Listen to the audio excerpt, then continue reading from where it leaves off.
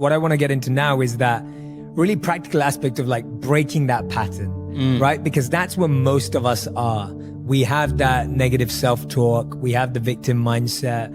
We have the I'm busy. I've got too much going on.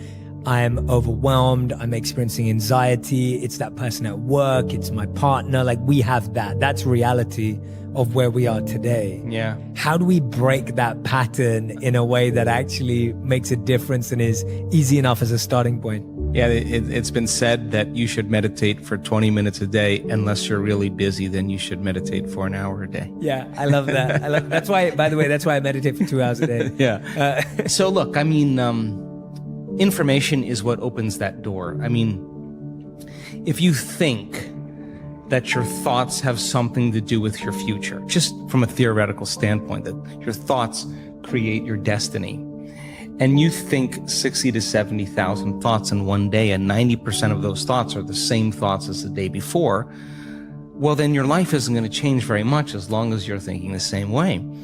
And those same thoughts lead to the same choices. The same choices lead to the same behaviors.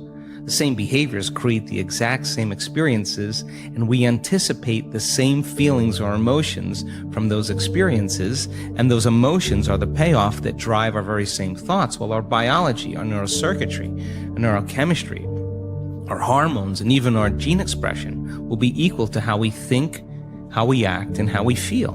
And how we think, how we act, and how we feel is called our personality. And our personality creates our personal reality. That's it. So the present personality who's listening to this show has created the present personal reality called their life. So if you can latch on to this idea, if you want to create a new life, a new personal reality, you got to change your personality, which means you better start thinking about what you've been thinking about and changing it. You begin to become conscious of your unconscious actions or habits or behaviors and modify them. And then we have to begin to look at the emotions that we live by every single day that keep us connected to the past and decide, do these emotions belong in our future? So most people are trying to create a new personal reality as the same personality, and it doesn't work. You literally have to become someone else. So the principle in neuroscience says that nerve cells that fire together wire together. You keep thinking the same way, making the same choices, demonstrating the same habits, creating the same experiences that stamp the same networks of neurons into the same patterns, all for the familiar feeling called you. And you do that for 10 years on end. You're going to begin to hardwire certain patterns in your brain that becomes your identity. And by the time we're 35 years old, it kind of becomes fixed, right? And psychology used to say that you can't change that, but we now know that you can. So then that kind of box in the brain, that is the habit of ourselves. It's we're 95% of the time running a series of programs. So then sitting and doing the work, we have to become disentangled from those programs. And so the moment you decide to do something differently or make a new choice, what most people don't want to face is that discomfort. And that discomfort, that uncertainty, that lack of predictability, that unknown is what people are afraid of, because they'd rather live in guilt. At least they can predict who they're going to be than take a chance in possibility. So when a person begins to understand this and you say, well, how long have you been this way? And they say, I've been like this for 35 years. And you say, why 35 years? Because 35 years ago, I had this one event. Well, the stronger the emotion you feel from reaction from that event, the more altered you feel inside of you, the more the brain narrows its focus and freezes the image and takes a snapshot. And that's called a memory, right? So then forget the memory. Just overcome the emotion, because it's the emotion that keeps you anchored to the past. So that sounds really good theoretically, but when you step out into that unknown, into that void, the body really is in a habit. And what a habit is when the body becomes the mind. Or if you're thinking about that past event and it's producing an emotion, well, you need an image and a feeling to start the conditioning process. So the body's either conditioned into the familiar past, or it's hardwired in the predictable future because it wakes up every single day and runs through the same series of routine actions. So the present moment then becomes the unknown. When people start feeling that discomfort, Jay, they'd rather get on their cell phone and call someone, or get up and say, I can't meditate, or, I have too much to do. They excuse themselves. They return back into that familiar feeling because the body's actually telling the brain. A habit is when the body becomes the mind. So the body's stepping out into the unknown and says, ooh, I'd rather feel guilty. I'd rather feel unhappy than be in this discomfort. So then, at least then when they return back to that familiar feeling, then they feel safe. So they step out in the unknown and the body starts influencing the mind, saying, you can start tomorrow. You're too busy. It's your mother's fault. It's your culture's fault. I don't have enough money. This isn't going to work. Those are the programs in there that are standing in the way between you and your future. So then nerve cells that no longer fire together no longer wire together. So the act of observing those states of mind and body means you're no longer the program. You're the consciousness observing that program. So then to meditate, it means to become familiar with. So as you become familiar with those thoughts, you become conscious of how you speak, you become aware of how you act, you notice how you're feeling. The more conscious you become of those unconscious programs, the less unconscious you'll go in your waking day. Why? Because it's not enough to just have a great meditation and get up and get on the freeway and get in traffic and getting stressed. You just return back to the old self again. Our job then is to sustain that modified state of mind and body the entire day. And if you can, get ready because something different or unusual is going to begin to happen in your life. And it will come as a coincidence or a synchronicity. And that's breadcrumbs from the divine saying, you're on the path. Just keep doing it. There'll be another one. Just keep staying in that energy. And so teaching people then to understand that there's a formula that we now know, that if you apply that formula, you'll begin to see those changes. And now, as people are doing it more and more effectively, the results are going up as well. We just had Bond University. They just took a whole bunch of my brain scans from 10 years ago. Huge clinical study, a lot of analysis, and they're blown away by the speed in which the community can change brain-heart coherence. They know how to do it. It's not something that's separate from them. They've practiced it enough times that they now know how to do it. So what's the significance of that? Well, really simple. In your life, if you start returning back to the same reactions, to the same people and circumstances, you're returning back to the old self. So you got to stay conscious in your life. And if you're not being defined by a vision of the future, then you're left with the memories of the past, and you will be predictable in your life. So crossing that river of change from the old self to the new self, there's a neurological, a biological, a chemical, a hormonal, a genetic death of the old self. But if you teach people there's something on the other side, they won't give up on themselves. They'll keep going. So there's enough evidence to encourage people. And you can't tell me you're too old to do this work. You can't tell me you're too sick to do this work. You can't tell me you had a turbulent past, or that you're too overweight or too underweight or too out of shape, or you can't even tell me that you've never meditated before. In fact, some of our greatest scans are people who just have never meditated before, that are not trying to do anything. They just follow instructions. So our community now is beginning to understand that it is possible, and they go all in, not 50% in, not 60% in. If we do a week-long event, we got 1,000 people or 1,500 people, and they are all in. And that when they start getting beyond themselves, that first day or second day, once they start getting beyond themselves and that magic starts to happen, then I have no idea. I can't predict what's going to happen next. And it's usually pretty exciting. It's been said that when the pain of staying the same outweighs the pain of change, then we will change. Yes, exactly. Right? How bad does it have to get? Right? Yeah, exactly. And it's like, why is it that we get so attached to that old self? Like, what is it about it? Is it security? Is it safety? Is it familiarity, as you said? what is that keeps us so attached and so focused on something that we don't even like that much? I think we've been hypnotized and conditioned into becoming materialists. I think that we define reality with our senses, and I think that is one of the biggest illusions. So the fundamental question is, can you believe in a future that you can't see or experience with your senses yet, but you've thought about enough times in your mind that your brain has literally changed to look like the event has already occurred? Now, the latest research in plasticity says that's absolutely possible.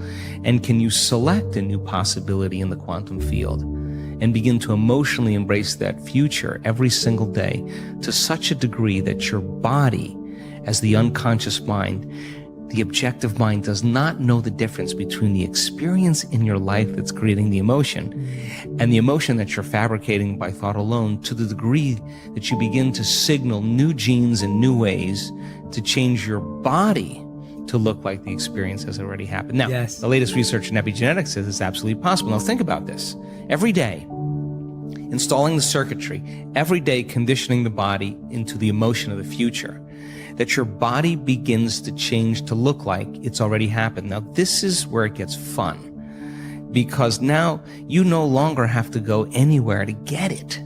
Now it begins to come to you. You become the vortex or the magnet to your destiny. So then people who come out of their meditation and they say, well, I just focused on my wealth, why isn't it there? Well, you're not that good. If you're asking why isn't it there, you're back to the old person again. Stay in that state for an extended period of time as an experiment, as the scientist in your life, to keep your energy connected to the dream of your future. And then see what kind of effects begin to take place without moving into impatience, without moving into frustration, without starting to analyze why it hasn't happened or when. That is the trap of defining reality with your senses. So you have the thought of your future and you don't see it, then you experience separation. But people who are practicing this work, they have the thought of their future and they feel the emotion of their future. They're still connected to it, right? So that takes practice. And it's just learning, like hitting a golf ball, hitting a tennis ball, dancing the salsa, crocheting, whatever it is. You gotta start out staying real conscious and learning. Then you get good at it and it gets to be instrumental. It gets to be fun. And that's what I want for everybody, that the act of creation should be a blissful, playful, ecstatic, loose, free process. And so I love the idea of people taking time out of their lives to prove to themselves that if they're defined by the vision of the future, then they're not living by the memories of the past. And that's where the unknown exists. So many people, the unknown is a scary place. So they don't see that future because they're used to seeing that future with evidence, with their senses. And you have to be able to get beyond that and stay in the unknown, stay in that discomfort, and then in that moment to begin to self-regulate. Like, oh, I'm starting to feel a little anxiety. Ooh, I'm starting to feel a little frustration. That's the defining moment where your body's going back to the past, because emotions are a record of the past. Or you go into routine again. So you catch yourself. It's a victory. And if you keep catching yourself, those victories add up. And it's not so much about your wealth or your health or your freedom or your new relationship. It's actually about who you become. And so overcoming the old self allows us to become somebody else. And there is that period of transition. Yeah. I call it the void, where there's just not a lot happening. And you just got to be able to keep going and continuously get to the end of your belief, where most people stop. I just had a fabulous conversation with someone this weekend. Broke through to the other side, and now there's so much magic happening around this person. But she's worthy now to receive it. And that is the key, because the universe only gives us what we think we're worthy of receiving. So we got to become initiated into this and understand it. Thousands of years of programming that says that we have to change things matter to matter, in three-dimensional reality. And it will take time, but to begin to connect to that resource called the quantum field and create from the field instead of from matter, there's a lot of unlearning that has to go on. Absolutely. And when you're catching yourself, what are you doing? Are you writing that down? Are you noting that down? Are you making a mental note? Like, practically, what is someone having to do to, once they catch it, then how do you deal with that emotion and anxiety in the moment that feels so heavy, that feels so real and trapping? And like you said, I was at the Facebook headquarters in Menlo Park a couple of weeks ago. I was testing out their new Oculus range of virtual reality. And all the studies behind virtual reality show now that you feel the same experience of hanging off the edge of a cliff in virtual reality, and your body displays the same symptoms as they would if you were actually hanging off a cliff. So just showing how imagination does mirror the other way too through virtual reality. But how that feels so real. Like our body gets, when you're stepping out off the ledge, you're doing it as if it's reality. And so that anxiety feels so real. What do you do after catching it? What happens to that emotion? Well, just like anything else, Jay, I mean, it's just like hitting a golf ball, you get back into a bad habit again, You have to really begin to mentally rehearse. Like, so you ask yourself at the end of your day, I do this every day. How'd I do? How'd I do today, bro? How'd you do? Did you do good? Where'd you fall from grace? What was it that caused you to go unconscious for the rest of the day? Like, what was that moment? Now, if you're a student of life, you'll begin to contemplate, well, it was that person that said that thing, then I reacted, or I got this email, or things didn't go my way, and I started feeling angry or frustrated or fearful. The next time that happens, how could I evolve my experience? Now, you may have to search for some answers of the best model to build, or you may actually have a long contemplation and start to go, God, the next time that happens, I think I'm going to do this, or I'm going to do that, or I'm going to plan my behaviors. And the act of closing your eyes and rehearsing what you're going to do begins to install the neurological hardware in your brain to look like you already did it. Now the brain is no longer a record of the past. Now it's a map to the future. And if you keep installing that hardware, the hardware will become a software program, which means you'll just start acting like a happy person. Why? There's no magic there. You installed the circuitry. So that's more important than the news. Right. It's more important than answering any email or any text. It's more important than talking about your past or some dinner. If you can begin to just think about how you're going to do it differently, that's the building process neurologically already. So now you have to get conscious in order to do that. And it takes some time. That means you got to shut your cell phone off. You got to close your door. You got to take a break from everything out there and begin to practice. And so by experience then, you start noticing, oh, here it comes the frustration, or here comes the fear. And now we've given people the tools to be able to self-regulate, to create brain and heart coherence. And so you see people say, excuse me 1 minute, I just need a minute. They take some breaths, they get back in, they connect to the energy of their future. This is incidental compared to where they're going. So they don't fall from grace. They don't allow their energy to drop. And so, in the beginning, it takes a lot, because it takes a lot of energy and awareness to stay conscious and not go unconscious. But if you're persistent and you're determined and you're sincere, you begin to figure it out. You begin to say, I am not going to give my power away to that person or that circumstance when I can use it to heal or to create a new future.